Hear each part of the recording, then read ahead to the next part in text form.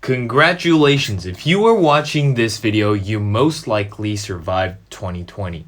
This year was a wild and crazy ride. It was also a financially difficult time for a lot of people due to the pandemic. So today I'll be showing you guys 5 tips to help you make your first $1 million in 2021. If you don't have the intelligence to stick around until the end of this video and apply what I say, it's most likely that you'll never make anything near $1 million in your life anyways, so it'll be your loss. But if you can stick around until the end of this video, I guarantee you'll make much more money in 2021 than you ever anticipated. This isn't clickbait, so I'll get straight to the point. If you don't make money work for you, you'll end up having to work for money for the rest of your life. And it hurts, but it's the truth. So, how do you make money work for you? Think about it this way. You work 9 to 5 every day for 5 days a week. And if you do this for an entire month, your company pays you a few $1,000s on average. This also means that you spend your time working so that you can get paid. In other words, you're exchanging your time for money. There's absolutely nothing wrong with this. I know a lot of fake gurus tell you that you should quit your job and start a dropshipping business or become a full-time trader, and how your life sucks because you work a 9 to 5 job. Ultimately, you do want to consider working for yourself, but I like to provide more realistic options. So in this video, I'll be talking about how you can make your first $1 million in 2021 working 9 to 5, but also making your money work for you. If you want to make your money work for you, there's only one magic word I can give you: invest. Invest in stocks, invest in real estate, invest in precious metals like gold, or even cryptocurrencies like Bitcoin if you're willing to take the risk. You need to invest your money, and this is the only way you're going to make your money work for you. And as simple as it sounds, it's really hard to find a practical guide to start investing. What should you invest in? How do you choose good investments? When do you buy something? And when do you sell it? What do you do when an investment doesn't go as planned? What if you don't like to take risks? Ultimately, the question is, how do I learn to invest overall? So before I answer this question, please don't forget to smash the like button. More likes motivate me to make more of these quality videos. Also, I will try to make this video as digestible as possible, even to the general public. But if this video is too difficult or too easy for you, make sure to go ahead and check out some of my other videos as well. Not to mention that you should subscribe for more content in the future. If you've been subscribing to my channel, you'll know that I talk about stocks. But before asking the question, which stocks should I get into, the more important question to ask is, which assets should I hold? So here comes the first tip. Asset diversification is much more important than diversifying within one specific asset. What this means is, it's more important to ask whether you should purchase a house or gold or stocks or bonds rather than thinking of which stocks to buy. So assuming that you have $500,000, you can spend that money on buying all kinds of stocks: tech stocks, consumer staples, airlines, entertainments, semiconductors, and the list goes on and on. Of course, you think that this is diverse enough and that you couldn't possibly lose too much money with a perfectly diversified portfolio like this. But it's not how it works. If you do this, you don't own any real estate or gold or Bitcoin or bonds or any other assets that aren't correlated to the stock market's movements. When the market drops, you will inevitably lose a lot of money, regardless of how diversified your stock portfolio is. Asset diversification is much more important. You want to own gold or bonds when the stock market crashes. You want to own Bitcoin when the stock market moves sideways. You also want to own real estate, not just to put a roof over your head, but also to benefit from an investment that is different and uncorrelated to the stock market. So even in a case of a market crash, like in March this year, you still have other assets that reduce your losses. This is called hedging. This is where tip number 2 comes in. When investing, not losing is winning. This year has been crazy. I see a lot of people flexing their 150% profits like it's all skill and no luck, and they talk as if this is sustainable. I'm here to tell you that it's not. Warren Buffett, who is without a doubt the greatest investors of all time, has an annual average return of 20.5%. He's been doing this since 1965, and his annual average return is 20.5. Let that sink in. Whenever your friend brags about making 3-digit percentage gains from the stock market, remember, there's a 99.999% chance that he's going to end up losing that money over the long run. So what do? You want to make sure you invest in a way that you don't lose. That is the only way you can win. Well, look at Bridgewater Associates. This is the #1 hedge fund in the world, run by a guy named Ray Dalio. Why is their hedge fund different or unique? They have a strategy called the all-weather strategy. Basically, they diversify their capital into a lot of different assets. So they'll hold emerging market stocks, US stocks, corporate bonds, government bonds, gold, real estate, commodities, and cash. They diversify like no other hedge fund does. While they don't make as much money as their counterparts when the market is good, the good thing about their strategy is that they don't lose money even when the market is bad. That was the whole purpose of their diversification, to sacrifice winning big and instead not lose when others are losing. See, I didn't arbitrarily come up with the first two steps. The #1 hedge fund in the world is proof that these tips work. You need to diversify your assets and you need to find ways not to lose when others are losing.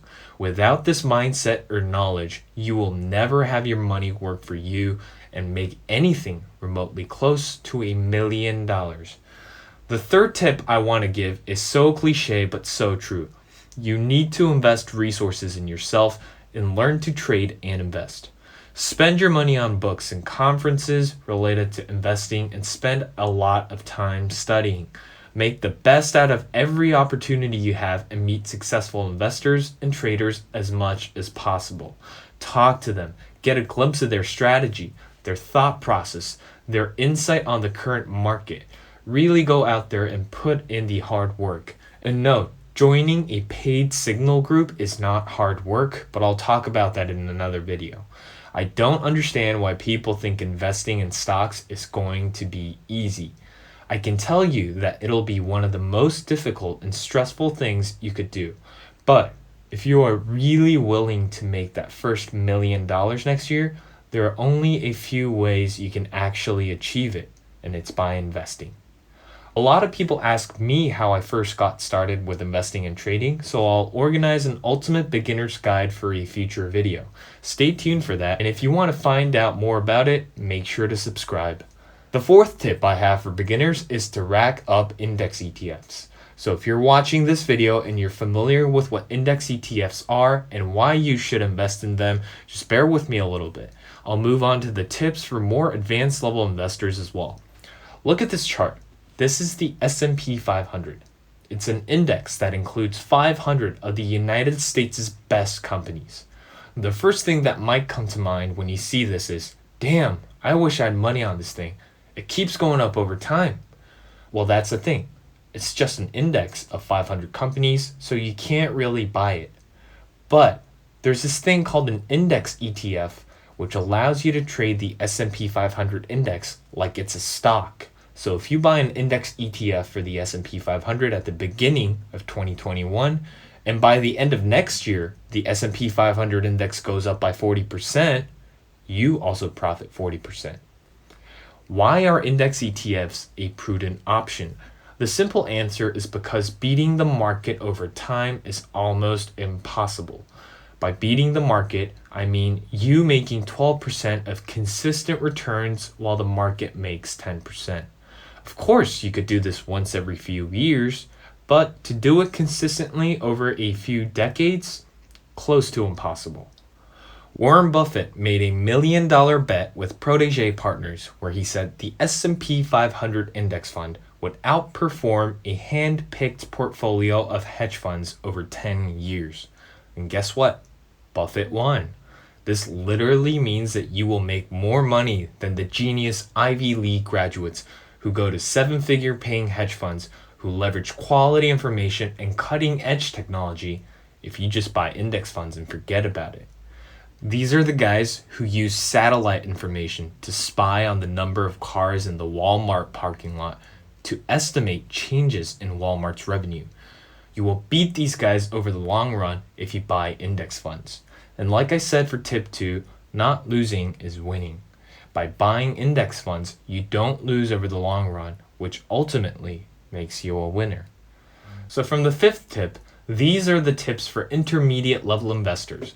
But even if you're a beginner level investor and just getting started, hear me out, because I know these tips will help you get a sense of what you need to do when you get started with investing. The 5th tip is a series of steps you need to follow for great investment ideas that will give you an edge and hopefully help you beat the market.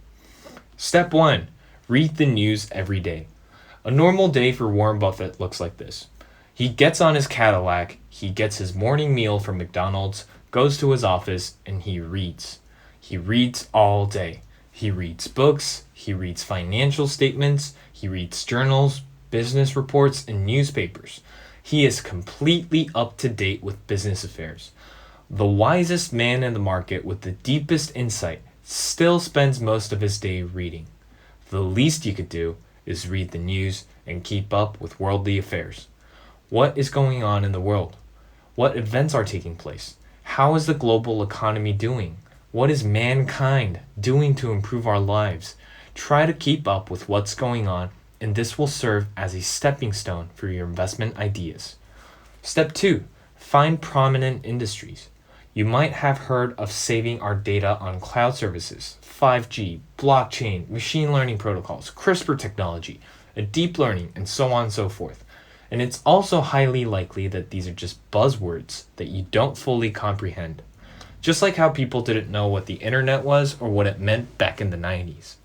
You digging on newly emerging prominent industries is like you knowing about the internet during the 90s and the massive impact it'll have on humanity and our civilization. Change is taking place, and it is taking place quickly. Think critically about what the world will look like in 10, 20, and 30 years. What is the revolution we'll have that'll fundamentally change us as human beings and take our civilization to the next step? Think critically based on the information you absorb. Step 3, set future projections. Now, based on what you know, be specific about what you think the future might look like. For instance, in the future, we will see highly developed autonomous vehicles that exist as a result of artificial intelligence and machine learning. These vehicles will contain multiple advanced semiconductors, and data from the vehicle will be sent to a cloud storage via 5G infrastructure. In order to prevent cyber attacks, we could see these cloud storages being set up on a blockchain. Of course, there is no guarantee that this is actually going to happen, but also keep in mind that working from home via Zoom was just another imagination during the early 90s. Based on what you know, what you've read, and what you've been told, imagine what the future looks like. Based on your projections, you will be able to withdraw investment ideas that will help you find the next Tesla, the next Amazon, or the next Apple. Multi-million-dollar worth investments start with an idea based on your insight. Step 4, choose the right stock. If you've chosen which industry you want to invest in, you should now choose the stock you want to invest in. There are many ways to do this, but you first need to consider all possible factors. What's the business model like? What are the financial statements telling us? What's the price-earnings ratio? What's the earnings per share? How much is the free cash flow? Who are the C-level executives of this company? What is the market cap like? What is it compared to other counterparts? Create a framework of components that work best for you. Test it, fix it, improve it, rinse and repeat, and continue until you have something that works. A tool based on your own insight that helps you select the right stocks. So that is it for the end of this video. If you found my 5 tips to be helpful, please obliterate the like button. Make sure to subscribe for more videos in the future. And most importantly, don't forget to make your money work for you. And I'll see you guys in the next video.